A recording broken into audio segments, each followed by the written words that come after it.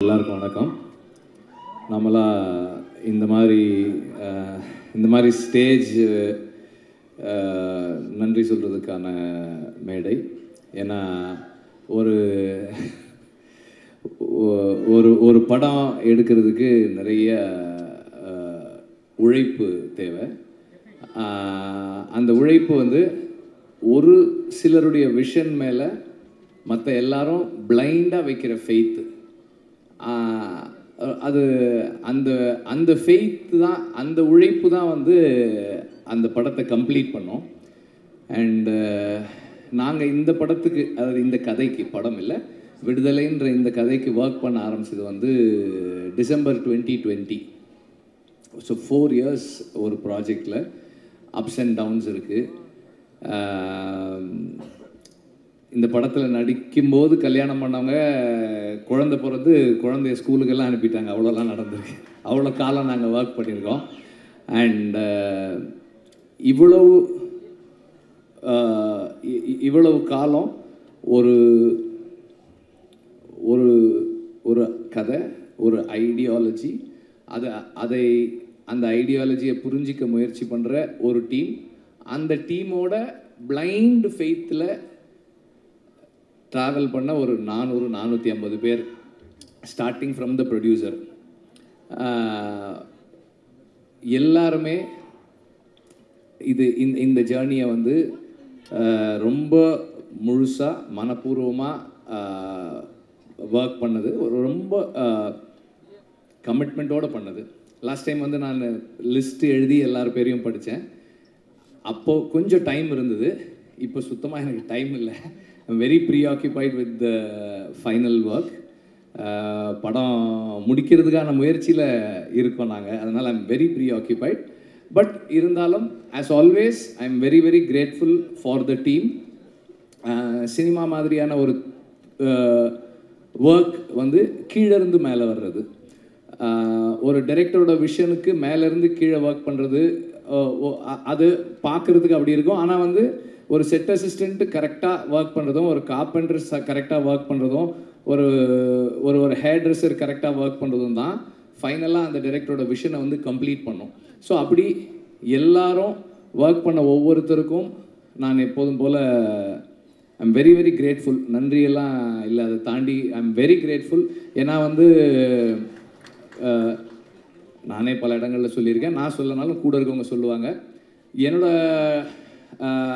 Assistant directors மாதிரி, என்னோடய team மாதிரி, அசிஸ்டன்ட் டைரக்டர்ஸ் இல்லை, என்னோடய அசிஸ்டன்ட் கேமராமேனாக இருக்கட்டும், ஆர்ட் டைரக்டருடைய அசிஸ்டன்ஸாக இருக்கட்டும், எங்கள் ஸ்பாட்டில் எல்லாருமே என்னோடய அசிஸ்டன்ஸாக தான் ஒர்க் பண்ணுவாங்க. இந்த மாதிரி ஒரு டீம் எங்கேயுமே பார்க்க முடியாது. ஏன்னா நார்மலாக அசிஸ்டன்ட் டைரக்டர்ஸ் எப்படி ஒர்க் பண்ணுவாங்கன்னா, ஒரு ஸ்கிரிப்ட் இருக்கும், இன்றைக்கி வந்து இந்தந்த சீன்லாம் எடுக்க போகிறோம் அப்படின்னு இருக்கும், அதுக்கு இந்தந்த ஆர்டிஸ்ட் வருவாங்க, இந்தந்த ப்ராப்ஸ் இருக்கும், இதெல்லாம் இருக்கும், அப்படி தான் ஒர்க் பண்ணுவாங்க. ஆனால் எங்கள் டீம் எப்படி ஒர்க் பண்ணோம்னா, ஓகே இன்றைக்கி இந்த ஆர்டிஸ்ட் வர சொல்கிறாரு, அப்போ இந்த சீன்லாம் இருக்கும், அப்படி இல்லைன்னா இந்த லொக்கேஷன் நம்ம போகிறோம், அப்போ அந்த சீன்லாம் இருக்குமோ, எந்தெந்த பீரியடெல்லாம் இருக்கும். இப்போ நான் திடீர்னு போயிட்டு அதுதான் அன்றைக்கே சொன்னேனே, அந்த பீரியட் 70s வரணும் இது, அப்படின்னா ரெடியாக இருக்குது, ஓ ரெடியாக இருக்கா, ஓகே அப்போ அது 60s, அதுவும் ரெடியாக இருக்குது. இந்த மாதிரி அவங்களே பாதி கோ கிரியேட்டர்ஸாக இருந்தால் மட்டும்தான் இப்படியெல்லாம் ஒர்க் பண்ண முடியும். அண்ட் இந்த மாதிரி இந்த கண்டிஷன்ஸில் ஒர்க் பண்ணுறவங்க தே தெம்செல்ஸ் ஆர் டைரக்டர்ஸ். அவங்க இப்போ நம்ம கூட நம்மளை அசிஸ்ட் பண்ணுறாங்களே தவிர அவங்களே வந்து எல்லா டெசிஷன்ஸும், மோஸ்ட் ஆஃப் த டெசிஷன்ஸ் எடுத்து தான் பண்ணுறாங்க. இந்த மாதிரி ஒரு டீம் இல்லைன்னா என்னால் வந்து ஒரு டைரக்டர்னு பேர் வாங்கவே முடியாது. ஏன்னா வந்து ஐ எம் வெரி ஸ்கேட்டர்ட். என்னோட இங்கே ஒன்று பண்ணுவேன், அங்கே ஒன்று பண்ணுவேன், அங்கே ஒன்று பண்ணுவேன், இதெல்லாம் ஒன்றா கட்டி இழுக்கிறது வந்து என்னோடய டீம் தான். அவங்க தான் வந்து அதை ஒழுங்குபடுத்தி வைக்கிறாங்க. So I'm really grateful to have a team like this. And இதனுடைய எக்ஸ்டென்ஷனாக தான் எனக்கு வந்து வேல்ராஜும் ஜாக்சனும் ராமரும் இருக்காங்க. இவங்களும் வந்து இப்போது நான் ஜாக்சன் கிட்ட இருந்து, ஜாக்சன் எனக்கு அந்த ஒரு 2 ஸ்ட்ரீட் வேணும், அந்த இது வேணும், ஏதாவது பண்ணிவிடுங்க, அவ்வளோதான் நான் சொல்லுவேன். அவர் வந்து ப்ரொடியூசர்கிட்ட பட்ஜெட் கேட்குறதுலேருந்து டைம் எடுத்துக்கிறதுல எல்லாம் அவர் பண்ணிவிடுவார். ஷூட்டிங் ஒரு 2 நாளைக்கு முன்னாடி செட்டு முடிஞ்சிருச்சா அப்படின்னு கேட்பேன். வந்து ஒரு தடவை பாருங்கன்னு. சரி முடிஞ்ச உடனே சொல்லுங்கள் நான் வந்து பார்க்குறேன்னுவேன். நான் நார்மலாக ஒரு லொக்கேஷன் பார்க்குற மாதிரி தான் போவேனே தவிர, நம்மளாம் ஒரு டைரக்டர் வந்து எனக்கு செட்டில் இதெல்லாம் வேணும் அப்படி போக மாட்டேன். ஒரு ஆக்சுவல் லொக்கேஷன் பார்த்துட்டு இந்த லொக்கேஷன் இப்படி இருக்குது, இதில் நான் எங்கெங்கே கேமரா வச்சுக்கிறேன். அவர் வரும்போதே சொல்லிடுவார், இங்கே வந்து போனால் இது மேலே கேமரா ஏற்றுவான், அது வந்து ஸ்ட்ராங்காக போட்டுக்கலாம், அது வந்து அந்த கோடா வைக்கிறதுக்கு அடிச்சுக்குங்க அப்படின்றவார் அவர். So that's how it works. எல்லாருமே வந்து என்னுடைய ஸ்கேட்டர்ட் தாட் ப்ராசஸை அண்டர்ஸ்டாண்ட் பண்ணிட்டு எனக்குள்ளே இருந்து டீசெண்டான ஃபில்ம்ஸ் வர்றதுக்கு ஹெல்ப் பண்ணுறாங்க. So I am very grateful to have a team like this. இந்த டீமில் மை என்ன சொல்கிறது, என்னுடைய my greatest gratefulness is to have Raja sir in this team. ஏன்னா வந்து நார்மலாக வந்து மியூசிக் நான் ஜிவியோட ஒர்க் பண்ணியிருக்கேன், சந்தோஷோட ஒர்க் பண்ணியிருக்கேன். சந்தோஷ் ஒரு மாதிரி ஒர்க் பண்ணுவார், ஜிவி ஒரு மாதிரி ஒர்க் பண்ணுவார். ராஜா சார் வந்து சரி வெற்றிமாறன் நீங்கள் வந்து நாளைக்கு காலையில் 9 o'clock வந்துடுங்க. நான் 9:10 போனேன்னா ஒரு இந்தாங்க இது கேளுங்கன்னு 4 டியூன் ஆல்ரெடி பண்ணிட்டு இருப்பார். அந்த 10 minutes 4 டியூன் ரெடி பண்ணி வச்சுருப்பார் அவர். And he is very punctual, which is a little என்ன சொல்கிறது, எனக்கு அவ்வளோ கன்வீனியன்ட் கிடையாது, அது கொஞ்சம் இன்கன்வீனியண்ட்டாக இருக்கும் எனக்கு. ஆனால் இன்றைக்கி காலையில் 9 o'clock வரேன்னு 9:25 கால் பண்ணுறாரு. என்ன வெற்றிமாறன் என்ன இன்னும் வரல? சார் வந்துகிட்டே இருக்கேன் சார் அப்படின்னு அவசரமாக போனேன். ஸோ எனக்கு வந்து ஒரு அந்த மியூசிக் சைடில் எனக்கு எதுவுமே கவலையே இல்லை. நான் யோசிக்கவே மாட்டேன். அவர் சார் இந்த மாதிரி ஒரு சாங் சார், ஓகே இந்த மனசில் சாங் அப்படி தான் ஒரு சார் நான் வந்து ஒரு சீக்வன்ஸ் பண்ணியிருக்கேன் சார், ஐ திங்க் ஒரு சின்னதாக ஒரு சாங் இருந்தால் நல்லாயிருக்கும்னு எனக்கு தோணுது சார், அந்த சீக்வன்ஸ் காட்டுறேன் அப்படின்னா சரி காட்டுங்கன்னாரு. நான் காமிச்சேன். அதில் இந்த ப்ரொட்டாகனிஸ்ட் வந்து அந்த ஃபீமேல் ப்ரொட்டாகனிஸ்ட் லீட் கிட்ட ப்ரொட்டாகனிஸ்ட் அவன் பேசிகிட்டு இருக்கான். பேசும்போது எனக்கு இந்த இடத்துல பேசலாமான்னு தெரியல, ஆனால் பேசாமல் இருந்தால் ஒரு மாதிரி இருக்குது, ஒரு மாதிரி அன்கம்ஃபர்டபுளாக இருக்குது அப்படின்னு சொல்லி அவன் சொல்லுவான். அந்த சீன்லாம் பார்த்தாச்சு. ஒரு 2 days கழிச்சு ரெக்கார்டிங் கம்போசிங் உட்காரலான்னு சொன்னார். ஒரு 5-6 டியூன்ஸ் கம்போஸ் பண்ணிவிட்டு அதில் ஒரு சீன் ஒரு டியூன் டிசைட் பண்ணோம். நெக்ஸ்ட் மார்னிங் அவர் கால் பண்ணார். இல்லை வெற்றிமாறன் நான் அதை யோசித்தேன், நான் வேறு ஒன்று பண்ணியிருக்கேன், நீங்கள் வாங்க அப்படின்னாரு. ஆக்சுவலாக நான் அவருக்கு காமிச்சேன், எனக்கு அந்த சீன் மறந்துருச்சு. இவர் டியூன் பண்ணிவிட்டு லிரிக் எழுதிட்டார். மனசில் ஒரு மாதிரி இருக்குது அப்படின்னு, ஒரு மாதிரியாக இருக்குது. நான் நல்லா இருக்குது சார். அப்போ சொன்னார், அந்த சீனில் அவன் சொல்கிறான்ல அதனால தான் அது அப்படின்னாரு. ஸோ அது எனக்கு வந்து ரொம்ப ஆச்சரியமாக இருக்கும். நான் அசிஸ்டன்ட் டைரக்டராக ஒர்க் பண்ணும்போதே நோட் பண்ணியிருக்கேன். ராஜா சார் வந்து ரீல் ஒரு தடவை பார்ப்பாங்க, பார்த்துட்டு நோட்ஸ் எழுத போயிட்டு திரும்பி வந்து இன்ஜினியர்கிட்ட சொல்லுவார், அந்த 24வது அடி 14th ஃப்ரேம்லேருந்து சிங்க் ஸ்டார்ட் பண்ணுங்கன்னு கரெக்டாக அங்கேருந்து வச்சு அந்த மியூசிக் கரெக்டாக இருக்கும், அந்த சேஞ்ச் ஓவர் கரெக்டாக இருக்கும். ஸோ அவ்வளோ மெமரியோட அவ்வளோ ஷார்ப்பாக ஒர்க் பண்ணுவார். அதை நம்ம நேரில் பார்க்கும்போது, பக்கத்தில் இருந்து பார்க்கும்போது அந்த மைண்டை அண்டர்ஸ்டாண்ட் பண்ணுறது வந்து it is a great experience அப்படி தான் சொல்லலாம். எனக்கு ரொம்ப அண்டு எல்லாரும் சொன்ன ஒரு எக்ஸ்டென்ஷனாக ராஜா சார் பேசுகிறத, அவங்க எல்லாம் பேசுகிறத கேட்பாங்க. நான் அவருக்கு தெரியாமல் எப்போ போனாலும் இந்த கேமராவை ஆன் பண்ணிவிட்டு அப்படியே வச்சுட்டே உட்காந்துட்டே இருப்பேன். எல்லாம் ரெக்கார்ட் பண்ணி வச்சுருக்கேன். ராஜா சார் வந்து கீபோர்டில் அந்த ஹார்மோனியமில் உட்காந்து அந்த டியூன் எப்படி வருதுன்றதெல்லாம் இருக்குது, எடுத்து வச்சுருக்கேன் நான். I really enjoy the privilege. I feel it's a privilege எனக்கு. அண்டு அவர் வந்து எனக்கு நிறைய ஸ்பேஸ் கொடுக்குறாரு. இந்த சென்ஸ் பர்சனலாக அவரோட இன்ட்ராக்ட் பண்ணுறதுக்கு, பேசுகிறதுக்கு, நமக்கு பிடிச்சதை சொல்கிறதுக்கு. அப்புறம் வந்து ராஜா சார்கிட்ட நான் பார்த்ததோட ஒரு விஷயம் என்னென்னா, நம்ம ஒரு சாங் பண்ணுறோம், அந்த நேரம் நமக்கு அது கரெக்டாக இருக்குது. அப்புறமா வந்து as we take long time to make the film, அந்த ப்ராசஸில் ஏதாவது மிஸ் ஆகும்போது, சார் இல்லை சார் எனக்கு வேறு மாதிரி இருந்தாலும் ஓகே அதை விட்டுரு, வேறு பாட்டு பண்ணிக்கலாம். அவரோட ஒரே என்னன்னா, இந்த படம் இந்த டைரக்டர் அவங்க விஷன் என்ன, அதுக்கு நான் எப்படி கான்ட்ரிபியூட் பண்ண போகிறேன், what is my contribution to the film. அந்த personal like dislike ideology differences அதை பற்றியெல்லாம் அவர் கவலையே படுறது கிடையாது. I am here to do what you ask me to do. நீ சொல்லு, நான் செய்கிறேன், ஆனால் நீ கரெக்டாக சொல்லு. வாட் யூ வாண்ட் கிளியராக சொல்லு அப்படின்னு. நமக்கு கிளாரிட்டி இருக்காது, பாபான்னு. ஆனாலும் அவர் வந்து சரி, ஹீ கிவ்ஸ் த டைம். சரி, உனக்கு என்ன வேணும், எப்படி வேணும், ஓகே, எஸ், ஃபைன். இப்படி இந்த ஜேர்னியில் ஒரு 15-20 டியூன் ராஜா சார் பண்ணுற டியூன் நான் கேட்டிருக்கேன். அவர் எவ்வளோ ஃபாஸ்ட்டாக பண்ணுறாரு. அந்த ஃபாஸ்ட்டாக பண்ணுறதுன்றது ஒரு பெரிய இது இல்லைன்னு தான் நான் நினைக்கிறேன். ஏன்னா அது என்னவா மாறுது. இப்போ இந்த சாங் இப்போ கேட்கும்போது நம்ம நார்மலாக நோட்டீஸே பண்ண மாட்டோம். நம்ம நார்மலாக, அதாவது மியூசிக்கலாக ட்ரெயின் ஆகாத ஆட்கள் நோட்டீஸே பண்ணாமல் விடக்கூடிய ஒரு சின்ன சைம் எங்கேயோ கேட்குது, ஒரு சின்னதாக ஒரு பெல் சவுண்டு கேட்குது. இதெல்லாம் வந்து அது எப்படி அந்த இடத்துல வைக்கிறாரு, அந்த சவுண்டு நமக்கு எப்படி கேட்குது, இதெல்லாமே வந்து ஒரு பெரிய ஆச்சரியம் தான். அவ்வளோ சாங் இருக்குது, மற்ற மியூசிக் இருக்குது, வாய்ஸ் இருக்குது, அதுக்கு நடுவில் அந்த சாங், இந்த சவுண்ட் இந்த இடத்துல வச்சா கேட்கணும்லாம் ஒரு டிசைட் பண்ணி ஒன்று ஃபைனலாக ஒன்று கொடுக்குறாரு இல்லையா. அதுதான் அந்த என்ன சொல்கிறது, மியூசிக்கல், அந்த ஜீனியஸ் மியூசிக்கல் மைண்டு. அதை பக்கத்தில் இருந்து பார்க்குறது எனக்கு ரொம்ப சந்தோஷம். இந்த படத்தில் 4 சாங்ஸு, 4மே 4 விதமான சாங்ஸ். ஸோ இந்த ஜேர்னியில் எனக்கு ராஜா சாரோட இருந்து அவரோட இன்ட்ராக்ட் பண்ணுறதுக்கான ஆப்பர்ச்சுனிட்டின்றது என்னுடைய லைஃப்பில், பர்சனல் லைஃப்பில் என்னை நான் இம்ப்ரூவ் பண்ணிக்கிறதுக்கான ஒரு பெரிய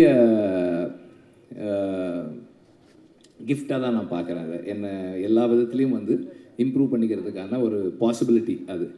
அண்ட் ஆக்டர்ஸ் அண்ட் டெக்னீஷியன்ஸ், இப்போது எனக்கு வந்து இந்த படத்தில் பல இடங்களில் சொன்னாலும் திரும்ப சொல்கிறேன், 8 நாள் வாங்க அப்படின்னு ஷூட்டிங் கூப்பிட்டு போனேன் சேதுவை. இந்த செகண்ட் பார்ட்டு அன்னைக்கு ஷூட்டிங் முடிக்கும் போது எவ்வளோ நாள் ஆச்சு, ஃபஸ்ட் பார்ட் செகண்ட் பார்ட் ரெண்டும் சேர்த்துன்னு கேட்டேன். 257 டேஸ் அப்படின்னு சொன்னாங்க. அதில் வந்து சேது எப்படியும் ஒரு 120 டேஸாவது குறைஞ்சது நடிச்சிருப்பார். அந்த பேஷன்ஸுக்கு I am very grateful, thank you. Soori வந்து அதை விட அதிகமாக தான் நடிச்சிருப்பார். எல்லாருமே வந்து இப்போ ஷூட்டிங் இருக்கோ இல்லையோ இந்த படத்து கூடவே ட்ராவல் பண்ண நடிகர்கள் நிறைய பேர். அப்புறம் அசிஸ்டன்ட் டைரக்டர்ஸ் கேட்டால் சொல்லுவாங்க, எங்கள் டீமில் வந்து ஒரு 2-3 பேர் வந்து தோழர்னு கூப்பிட்டு பழகின ஆட்கள். இன்றைக்கி வந்து எல்லாரையுமே தோழர்னு தான் கூப்பிட்றாங்க. அவ்வளோ பெரிய ஒரு இங்கே ஒரு ஃப்ரெட்டர்னிட்டி உருவாயிருக்கு இவ்வளோ நாள் நாங்கள் ஒர்க் பண்ணதில். அண்டு சேதுவோடைய கமிட்மெண்ட் அண்டு ஒரு விஷயத்தை அவர் உள்வாங்கிறது, அண்டர்ஸ்டாண்ட் பண்ணிக்க ட்ரை பண்ணுறது, இது எல்லாமே வந்து எனக்கு வந்து ரொம்ப ஹெல்ப்ஃபுல்லாக இருந்தது. ஏன்னா இந்த படத்தோட சம்மந்தப்பட்ட எல்லாருக்குமே விடுதலை தான் வாத்தியார். விடுதலை தான் எல்லாருக்குமே கற்றுக் கொடுத்துக்கிட்டு இருக்கு, இன்னும் கற்றுக் கொடுத்துக்கிட்டு இருக்கு, இன்னும் கற்றுக் கொடுக்க போகுது. ஸோ நான் இந்த படத்துக்காக நிறைய பேரோட பேசி படித்து தெரிஞ்சுக்கிட்டு அதை எல்லாரோடையும் ஷேர் பண்ணும்போது எவ்வளவு அவங்க அதை உள்வாங்கிறாங்கன்றதை பொறுத்து தான் என்னோடய லேர்னிங் என்னவாக இருக்குன்னு நல்லா தெரிஞ்சிக்க முடியுது. ஸோ அந்த மாதிரி தொடர்ந்து இந்த படம் எல்லாருக்கும் எனக்கு நிறைய கற்றுக் கொடுத்துக்கிட்டு இருக்கு. இன்னும் படம் ஃபைனல் ஸ்டேஜஸில் இருக்குது, முடிக்கிறதுக்காக ஒர்க் பண்ணிக்கிட்டு இருக்கோம். அது முடியும் போது இன்னும் நிறைய கற்றுக்கிட்டு இருந்திருப்போம்னு நான் நம்புகிறேன்.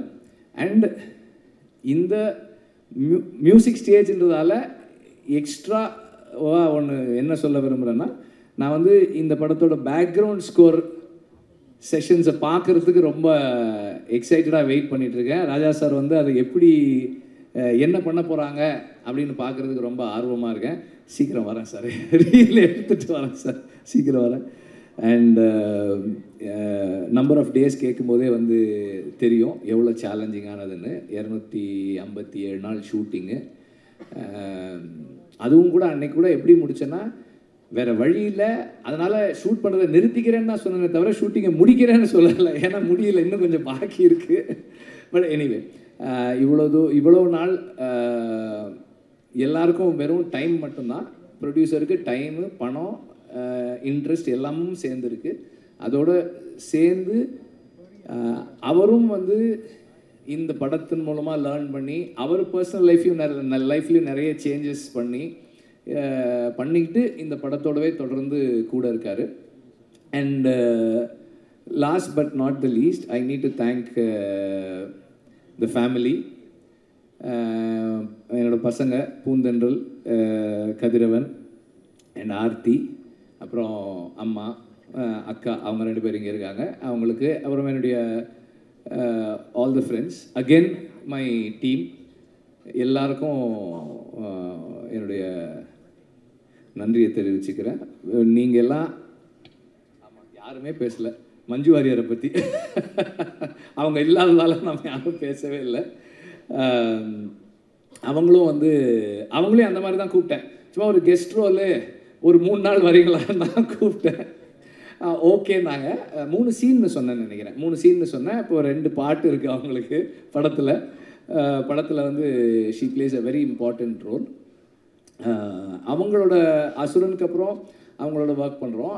இந்த the commitment again she brings in அந்த ஒரு கேரக்டருக்கு அவங்க கொடுக்குற லைஃப், அதுவும் வந்து ரொம்ப ஸ்பெஷலானது. இந்த ரோல் வந்து உண்மையிலேயே வந்து ஒரு ஸ்பெஷலான ரோல் தான் அது.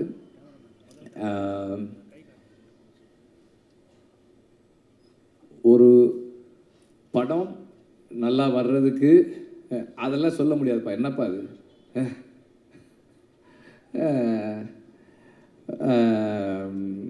அவர் என்னுடைய நண்பர். அவர் ஒரு கம்பெனி வச்சுருக்காரு. அது என்ன கம்பெனி அது? இந்தியன் ஏதோ சேஃப்டி கம்பெனி, ஒரு கம்பெனி, இந்தியன் சினிமா சேஃப்டி கம்பெனின்னு ஏதோ ஒரு கம்பெனி வச்சுருக்காரு அவர். எங்கள் படத்தில் வந்து இந்த காட்டில் ஷூட்டிங் பண்ணும்போதெல்லாம் அவங்க வந்து அந்த சேஃப்டிக்காக ஒர்க் பண்ணாங்க, அந்த க்ரூ மெம்பர்ஸோட சேஃப்டிக்கு. அதை பற்றி சொல்கிறார் அவர். எனிவே ஒரு படம் ஒரு டீசெண்டான படமாக மாறுறதுக்கு அந்த டீம் தான் காரணம்.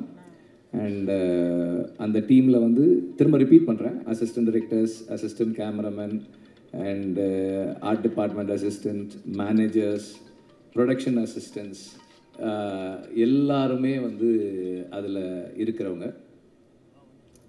அவங்களுடைய கமிட்மெண்ட் தான் வந்து அந்த படத்தை கம்ப்ளீட் பண்ணுது. ஸோ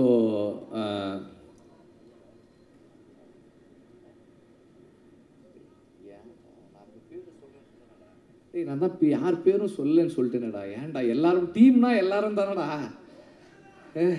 எல்லாரும் தானடா.